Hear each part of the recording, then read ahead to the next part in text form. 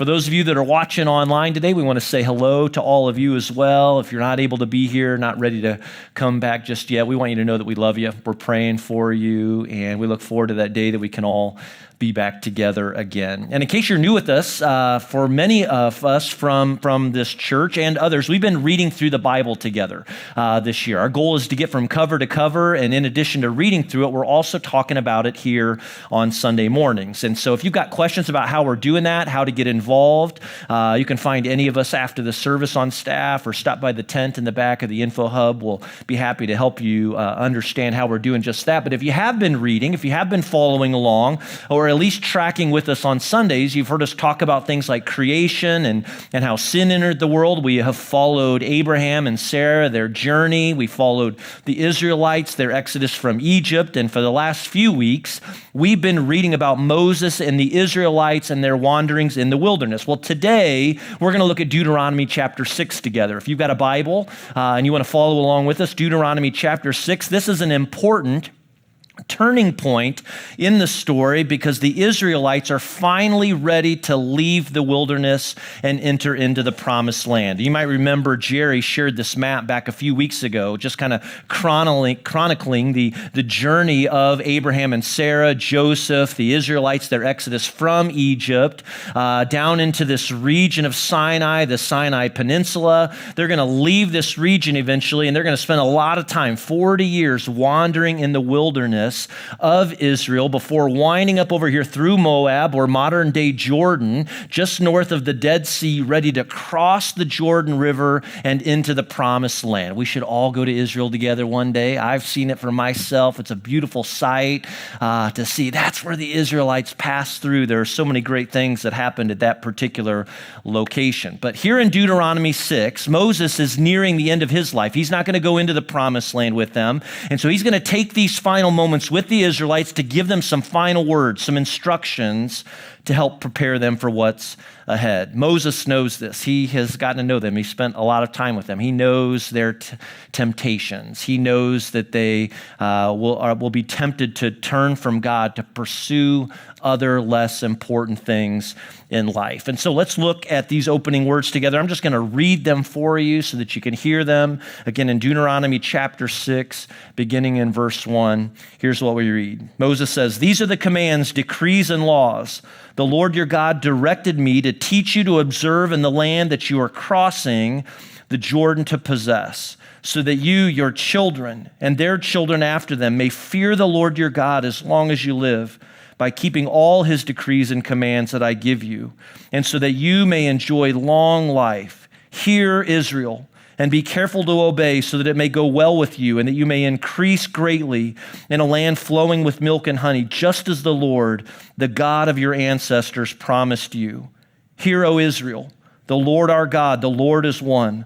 Love the Lord your God with all your heart and with all your soul and with all your strength." Today, we're going to focus on just these couple of verses here. In verse 4, where again, Moses says to the people, "Hear, O Israel, the Lord our God, the Lord is one. Love the Lord your God with all your heart and with all your soul and with all of your strength." These words make up an important Jewish prayer known as the Shema.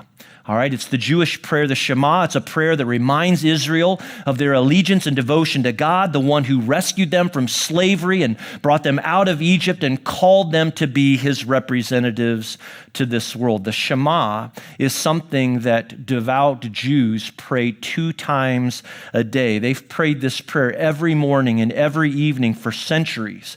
Jesus would have learned this prayer, likely from his parents. In fact, these words would become central to Jesus' faith and to his teaching. And there are many great examples of this in the Gospels, all right, the stories about Jesus, including here in Mark chapter 12, in verse 28, where Jesus is engaging with some religious leaders. One of the teachers that's recorded of the law came and heard them debating, and noticing that Jesus had given them a good answer, he asked Jesus, "Of all the commandments, which is the most important?" The most important one, answered Jesus, is this. See if this looks familiar. "Hear, O Israel, the Lord our God, the Lord is one. Love the Lord your God with all your heart and with all your soul and with all your mind and with all your strength. The second is this: love your neighbor as yourself. And then Jesus said, there is no commandment greater than these. Now, you may have noticed that Jesus attached the words on there, love your neighbor as yourself, something that doesn't show up in Deuteronomy chapter 6. We'll talk more about that in just a few minutes. But what's Jesus saying? All right, what's Jesus getting at here? What's he trying to express? Well, it's brilliant, really. I mean, the words of Jesus are brilliant in that he's able to take all of God's word and kind of summarize it, boil it down to this. And so if you could imagine to the question, what's God's will for your life? Well, like Moses, Jesus would respond to say, to know God. To know God is the most important thing that you could ever do in this world, to love him with every part of who you are, to let him influence everything you do, and to love your neighbor, to love the people around you as you love yourself. That was Moses' desire. That's what he's communicating to the Israelites. That's his vision for them as they enter into the promised land, and that's Jesus' desire for his followers 2,000 years ago. And do you know what? It's still true for today. It's still true for us. It's for you and me. I mean, the Shema, these words from Deuteronomy 6 and Mark chapter 12 remind us as followers of Jesus of the importance of our allegiance and devotion to God above all else, and what it means to love him with every part of who you are, including the way that we love the people that God is putting into our lives. All right, we want to talk about that today. Let's go back to Deuteronomy 6 for a few minutes and just kind of walk through these words together so that we can better understand what they mean for us today. Again, Deuteronomy chapter 6. All right, these are Moses' words. All right, he's expressing these to the Israelites as they listen. He begins by saying, "Hear, O Israel." Let's talk about this word "hear" for just a moment. It's the Hebrew word Shema. All right, that's where this prayer gets its title. It's from the very first word of this prayer. It's the word "hear" or the word Shema. Now, interestingly, there are approximately 400,000 words in the English language. Hebrew has 8,000. All right, so think about that for just a moment. As teacher and writer Lois Tverberg says, you got to treat every Hebrew word like an overstuffed suitcase, all right? Every Hebrew word is packed full of meaning, and that's the case with the word "hear" or the word Shema. Like we usually translate it as "hear," as in what it means to hear sound, all right? But the word Shema has a much deeper meaning as it encompasses not only the idea of hearing, but also listening and obeying all at the same time. I was out for a run the other morning. Some of you know that I like to run. It's a big part of my exercise. And I was out running and I was coming up on this man who was out walking his dog and he didn't have his dog on a leash, all right? And so as I was getting a little closer, it was some kind of doodle. I can't keep up with all the doodles today. There are so many doodles, but he was walking some kind of doodle and this dog saw me coming and I could just tell he was ready, all right? He was ready to pounce on me. And so the moment that I was passing by, I mean, that dog was about to take a leap when all of a sudden the owner, he noticed this and he just let out a "no, stop." And I kid you not, that dog stopped dead in its tracks, sat down, and just watched me run on by. See, it's one thing to hear. It's another thing to listen. It's another thing to obey. Moms and dads, if you have to tell your children or your child to get down from a chair 17 times, chances are they don't have a hearing problem. They have a listening and an obeying sort of an issue. They've got a Shema problem, if you think about it. Shema means to hear. It means to listen, to obey, and to act. Put yourself in the Israelites' shoes. They've spent all this time in the wilderness studying the law, getting to know God, learning to understand the benefits of following the law and the consequences of breaking the law. And now they're at the front door of the promised land, and Moses speaks to them with the word Shema, and right away they connect the dots as they understand what the word means. It's a call not only to hear, but to listen and to obey, to put it to practice. Understanding the word Shema helps us understand a little bit more some of the things that Jesus had to say. Like in Mark chapter 4, verse 9, where Jesus said, "Whoever has ears to hear, let them hear." Basically, you've heard my teaching, now go and put it into practice. James, the brother of Jesus, learned the importance of this. It's why he would encourage Christians in James 1:22, do not merely listen to the word and so deceive yourselves, but do what it says. Again, it's this idea of hearing, listening, obeying, putting these things into practice. Back to Moses' words again, Deuteronomy chapter 6, "Hear, O Israel, Again, listen, obey, put these things to practice. The Lord our God, he says, the Lord is one. Now, when we hear the word one, it comes from this Hebrew word echad, all right? It's actually chachad. You gotta get some phlegm, all right? You gotta get some spit at the back of your throat involved with the word, but it means one as in there's only one God.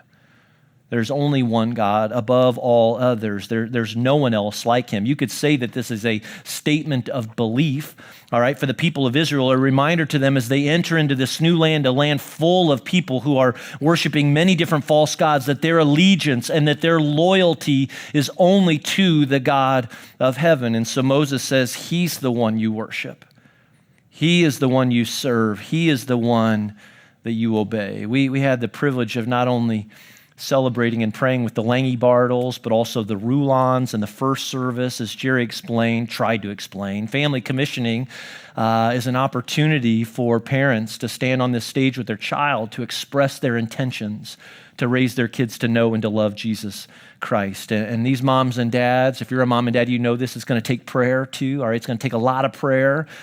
They know it's going to take a church family, but they also realize that you have to model these things for your child as well, that it's one thing to say it, but you've got to model it at the same time. And that's what Moses is urging Israel to do. He wants them to live out God's law, and in this way, they will be demonstrating their devotion and allegiance to God. And that's why Jesus spoke these words too. It's why he's connecting the old, to the new, all right? He's reaching back to the past and something that was passed down to him. And not only did Jesus say these words, but he modeled them with his life. I mean, this is how Jesus lived each and every day, and he's called his followers to this kind of living.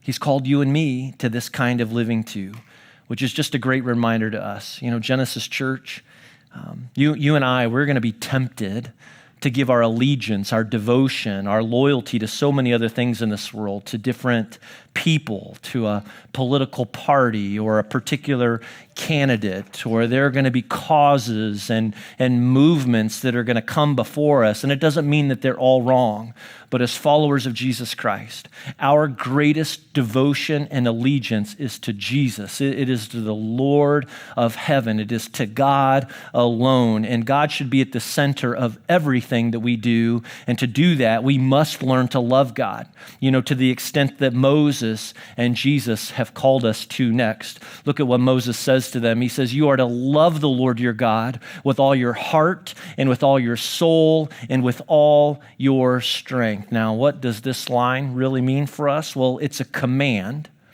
All right, you need to hear it as a command. It's an imperative, really, that this is how we should. This is how we respond to his love. It's our respond to his grace, especially as Christians, who've trusted Christ with our life and received his forgiveness and his salvation and a new birth, all right, a fresh start with the Lord. Like his love then should influence and impact everything that we do in this world. Because when you think about it, like real love, it gets inside of you and it causes you to do a lot of things. It causes you to rethink everything about your life.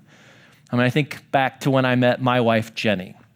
We met at Anderson University.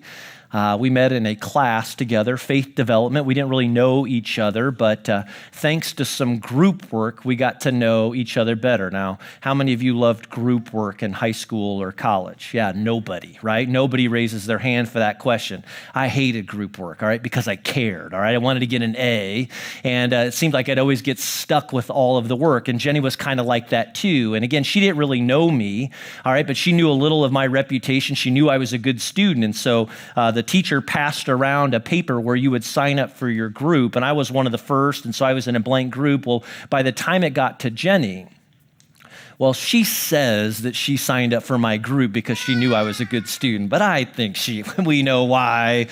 She had an ulterior motive in signing up for that particular group, but that's how we got to know one another. And I can still remember, all of the time together that we spent, and the time on the phone, and long conversations, and, emails. And if you've ever fallen in love before, I mean, you know what it's like. I mean, when you fall for someone, when you fall in love, like you can't get enough time with that person. You think about them all the time. You make decisions with them in mind. You start rearranging all of your life with them in mind. Don't get me wrong. Our love for God should go way beyond the romantic love that we experience or express to another person here on earth. But in the same way that we demonstrate love for someone else, like our love for God should impact and influence like everything that we do, every part of our lives. And that's what Moses wanted for Israel. And so he's calling them to action, calling them to a certain way, a way that's going to set them apart. It's going to distinguish them from others living in this world. And Moses knew that they're going to be tempted. As they go into this new land, they're going to be tempted by all of these people. They're going to be tempted by false gods like Baal and like Asherah. And so he's calling them to allegiance. He's calling them to devotion now to the God of heaven. And he says to them, Shema, make sure you don't just hear this, but you have to obey. Put these things to practice. Again, there is only one God. You are to love him, and you are to live for him every day and every moment for the rest of your time here on the earth. And the Israelites are going to fail at this, by the way. All right, we're going to read about it. You expect this. I mean, they're going to fail at this over and over. But Jesus, on the other hand, he's the perfect model and example of what it means to love God with all your heart, with all of your soul, and with all of your strength, or all of your mind. Those words are interchanged in this. The heart symbolizes kind of the center of who you are, your desires and affections. Your soul is meant to represent your uniqueness, your being, your strength, or your mind. Your mind was considered to be the very center of your intellect. All right, again, that it's to influence the way you think about things, which is going to influence the way you respond to things. Basically, Jesus wants everything. He wants everything from us. Jesus isn't calling us to some convenient sort of life where we make a little room here and we make a little room here and there for him.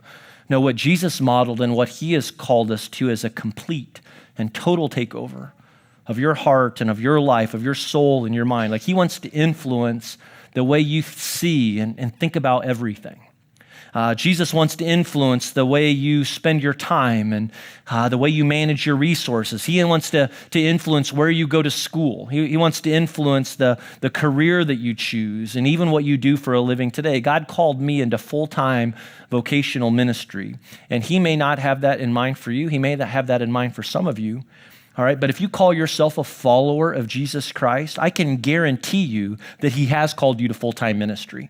He has called you to full-time ministry as a doctor, a full-time ministry as an accountant, as a person in sales, in retail, as a student, and as a parent. He wants every part of who you are, all of your time, and every part of me.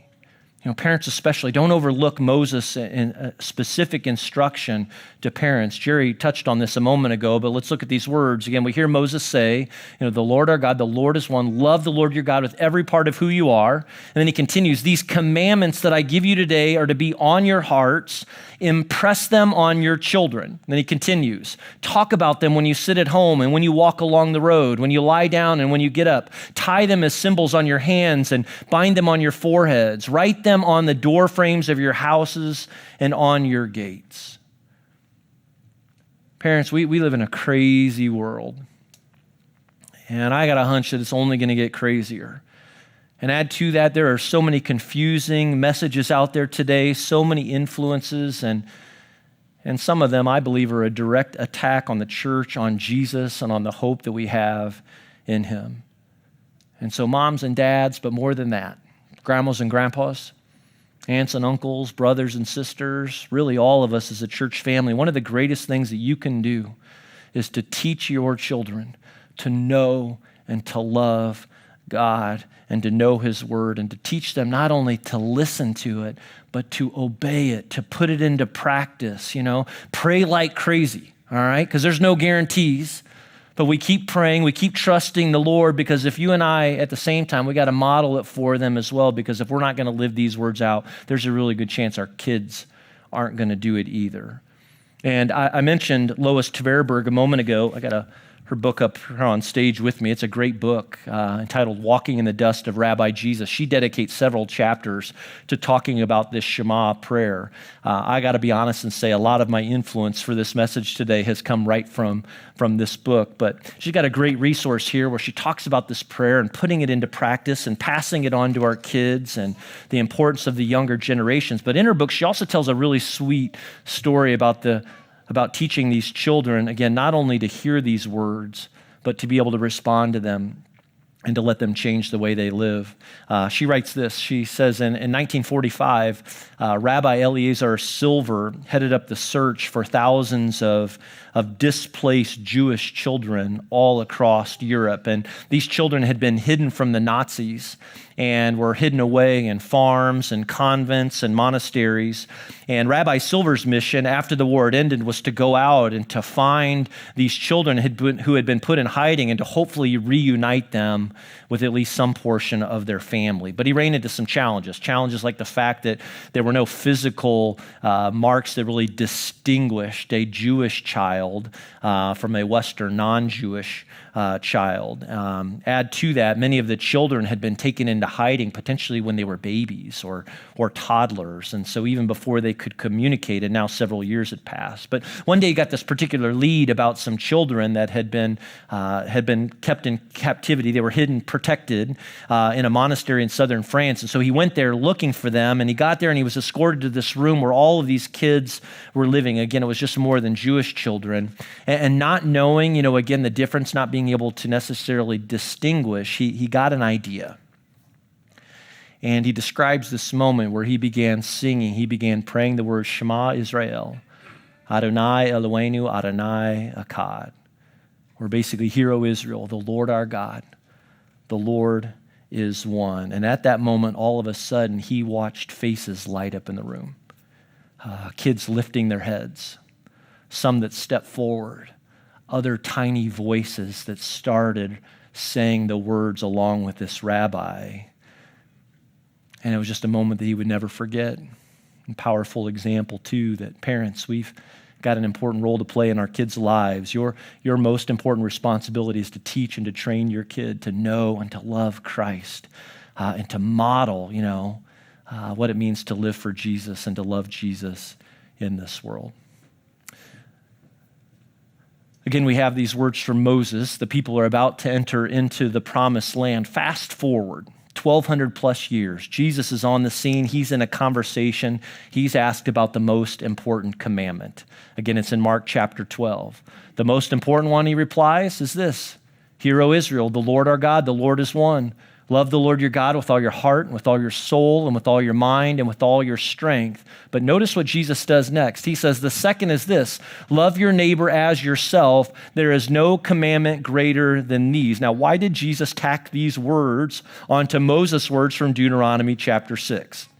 Well, I'll tell you this. Lois Tverberg does a great job explaining that in her book, so I'm not going to try and tackle all of it. But Jesus, he just had this knack of kind of bringing fulfillment, a greater vision, a greater picture to these words' original intention. And so it's not a rejection of what Moses said, as in what Moses said was complete or something. In fact, Moses wouldn't have disagreed with Jesus because Moses knows these additional words.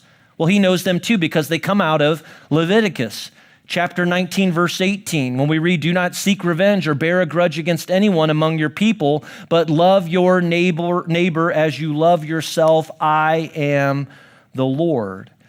And so this command to love your neighbor plays out over and over again in the life and the teachings of Jesus, and it carries on throughout the rest of the New Testament too. Peter, one of Jesus' disciples, in 1 Peter chapter 4, verse 8 says, above all, love each other deeply, because love covers over a multitude of sins. Even John, another of Jesus' disciples, he writes this, for this is the message you heard from the beginning. We should love one another. And then again, James, the brother of Jesus, he gets to the heart of this by saying, if you really keep the royal law found in Scripture, love your neighbor as yourself, you are doing it right. And by the time we get to the book of Acts, if you know that story at all, we'll read about that this fall, you're going to see Jesus' followers living this out. living out these commands as the church is born. And not only did they care and love for one another, but they were actively looking for ways to love their neighbors, to love the people in the communities around them, just as Jesus did. And they had to ask the question, who's my neighbor? And all the time we've got to ask this question, well, who's mine?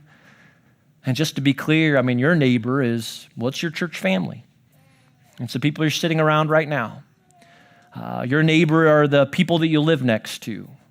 All right, certainly those that we would typically refer to as our neighbors. Your neighbor is your students that you go to school with. It's your teachers. It's the administration at your school. Your neighbors are the people that you work with. I mean, anyone that you come in contact with regularly each day qualifies as a neighbor, but it's also those that you don't see as often or that we don't normally think of. I mean, because as Jesus shows us, sometimes your neighbor is the least likely person. And Jesus, he tells this story real quick in Luke chapter 10. You've probably heard it before. We often refer to it as the parable of the Good Samaritan. And Jesus tells this story. It's about a Jew who gets the snot beat out of him, and he's left alongside the deserted road one day, and two different Jews come by and step over him, basically, just pass over to the other side of the road because they don't want to get involved, but eventually a Samaritan comes by. And what's ironic about this? Well, again, Jesus was a brilliant storyteller. He knew what the people were thinking. He knew what he was up to. And he knew that the Jews and the Samaritans hated each other. And in fact, the Samaritans had a reputation for beating up Jews, and Jews hated them for it. But who steps in to be the good neighbor in this story? The Samaritan, the last person on earth that you'd expect. And what's the point Jesus is trying to make? Well, if the Samaritan could be a good neighbor, so can you. And really, honestly, it's a story of Jesus. It's the type of life he lived. It's the person he was aiming to be, the same person that he invites us to be, and how we live our lives as well. Because when God is the Lord of your life, when he is at the center of your being, and you're trying to love him with all of your heart and with all of your soul and mind, like you can't help but love your neighbor. That true love for God has to come out of your life. It's got to be expressed in different ways. It's often reflected by the way that you love your neighbor. It's not one or the other, because you can't truly love God and not love others that he's putting around you. And so Moses' words were also Jesus' words. Hear, O Israel, the Lord is one. Love the Lord your God with everything that you are, and love your neighbor. Again, this was Moses' encouragement to the Israelites as they're going into this new land. And it's Jesus' encouragement, his words, his vision for your life and mind. Before we close, there's something that I've been thinking about this week that I think really pertains to our reading, our studying, and everything that we're talking about here on Sundays. And we all know this. This last year's been a really weird, challenging, hard year for so many different people in so many different ways. And I don't know about you, but I'm hopeful. I really am. I see good things that are happening. I'm trusting that we're headed to a good place and a new day. Sort of feels like we've got a promised land of our own in front of us, as we see things opening, and at least in a sense that if this last year has felt like a wandering in a wilderness, well, maybe there's something better that's coming. We've showed you this map, and we think about all of the time that was spent wandering here, and we need to be reminded that God uses the wilderness.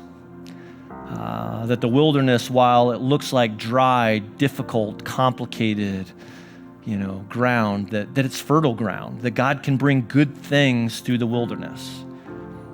And I don't know what kind of wilderness you've been in the past year. Maybe for some of you would say, this wilderness for me it's been my marriage. Or maybe another relationship in your life that's been difficult, it's been trying. Maybe the wilderness for you would describe as a time of struggle, of fear, of anxiety, maybe of depression. Maybe there's a health issue that's taken a toll on you, or somebody that you love that's close to you. Again, that can feel a lot like the wilderness, or maybe it's uncertainty and just feeling lost and feeling distant from God. I don't know where you are right now when it comes to the wilderness. But if any of the last year has felt like that for you, I want you to know that God uses the wilderness, that God meets us in the wilderness. I want you to know that God can use the wilderness. And if you haven't realized this yet, I hope that one day you're going to look back and you're going to see his faithfulness, and you're going to see his provision and his blessings, and the lessons that he's been trying to teach you and me in this wilderness are provisions of his grace over and over again in our lives. But here's what I want to land at. Here's what concerns me, especially as life begins reopening, as we look to get back to the way things used to be, and as we're pulled back into old ways, some good, maybe some not so good,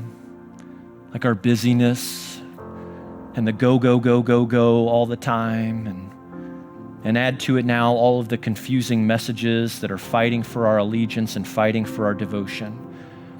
I just think that, like the Israelites, it kind of feels like we're standing on the verge of a new day of our own, a new season, again, maybe our own kind of promised land. And with that in mind, I think we just need to ask ourselves, who am I going to live for? Who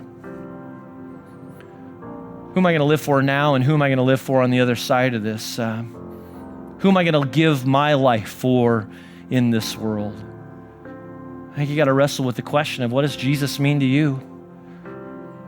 What's he mean to you in your life? And what steps are you willing to take for him? And when things get hard and when things get confusing, who is going to get your allegiance? Because friends, our hope is in Jesus Christ and in no one else in this world. Our hope is in God, who sent his son Jesus, and the death of Jesus, and the resurrection of Jesus, and the salvation and the life that is found in him and through him, and our trust in him, because Jesus gives us direction for how to live. He shows us the way to live in this world, and he's given us that direction. He's given us lessons for life and how we respond and how we live through his promises and through his word. And he wants to influence every part of who you are and who I am. And he has called us to love others to the same degree that we say we love God. And so our allegiance is to him. Our devotion is to him. And may our prayer today be the prayer of Moses and Jesus as well when they prayed. Shema Israel, Adonai Eloheinu, Adonai Echad, Ve'ahavta et Adonai Eloheka, B'kol levaka, Uvakol navshaka, Uvakol meodeka, Ve'ahavta le'reaka, Kamoka, Amen. Hear, O Israel, the Lord is our God, the Lord alone. Love the Lord your God with all your heart, with all your soul, and with all your mind, and love your neighbor as you love yourself. Father in heaven, we thank you for all of your words and all of your promises. We thank you for Jesus, who shows us the way to live, and Jesus, who gives us life. May our hope and our allegiance and our loyalty be to you and to no one else. And it's in your name we pray. Amen. You know, if I had to pick a key word today, I think the word is clearly obedience. And maybe the question is, well, what is obedience calling you to? What may God be asking of you? How might he want you to respond today? Maybe it's a recommitment and a renewal of your own life to him. Maybe you've never trusted Christ as your Lord and Savior. And obedience is to respond to his invitation, to surrender your life to him and to know him as your salvation. Maybe it's to take that next step, to be baptized. You know, baptism is a great step of obedience. We're going to baptize people Easter weekend here at Genesis. Maybe that's a step that you need to take. Would you say yes to him today, whatever it is for you? If we can help, if we can pray with you, we'll be up front afterwards. Right now, let's stand, let's sing and respond before we close.